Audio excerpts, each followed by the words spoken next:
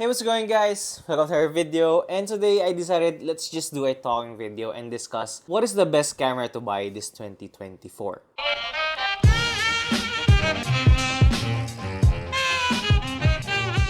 Now, before we continue, I want you guys to hit the subscribe button because I want you to really watch this channel grow because I have a lot of things good that is planned throughout the year, so better stick with this channel so you'll be surprised of the content that I'll be releasing together with the usual stuff that we have here like tech, cosplay, cinematics, travels, etc. Let's talk about the best camera that you could buy or you should buy or the investment of your lifetime this year, Before you actually buy one, you need to assess what will you be using the camera for. What type of upper will you be? Will you be a photographer, videographer, or like me, a hybrid shooter, or even a vlogger, content creator side of things? Because those key factors will determine what kind of camera will you be buying. And the best advice that I could give you right now is stick to what you have.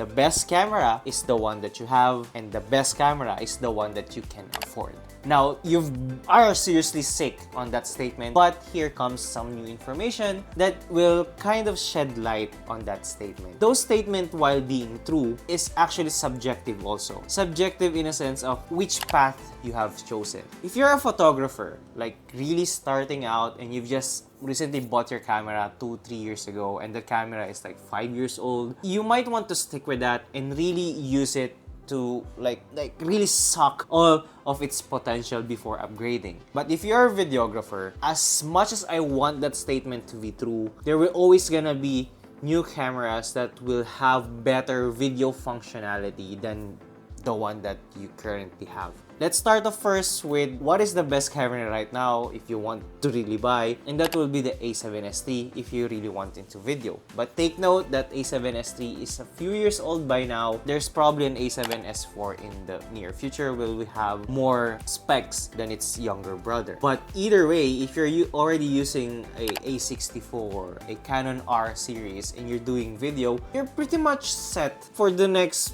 I would say, 4 years. Because there's nothing really you're gonna need aside from, AI functions and global shuttering stuff. But having a camera that can shoot like an 8-bit, and don't get me wrong, a lot of cameras can shoot 8-bit really clearly. But if you have a camera that can shoot 10-bit, then yeah, that's like a better option. And to be honest, we've been using 8-bit log color profile in a lot of cameras for the last, 10-15 years, and we're fine with it. The colors are great, you just need to really know how to color grade. Now, if you're a hybrid shooter, well, basically just get the camera that you can afford and test it out because you basically don't have any main career focal point, and which is good and which is bad because that is where you will be really thinking on where do you want your career to go. I've seen a lot of individuals still using their A7 II, their Canon DSLR cameras, and they're producing great outputs. But if you're a vlogger, then you don't really need to think about upgrading your camera. You can basically much do what you have, like your mobile phone and such. So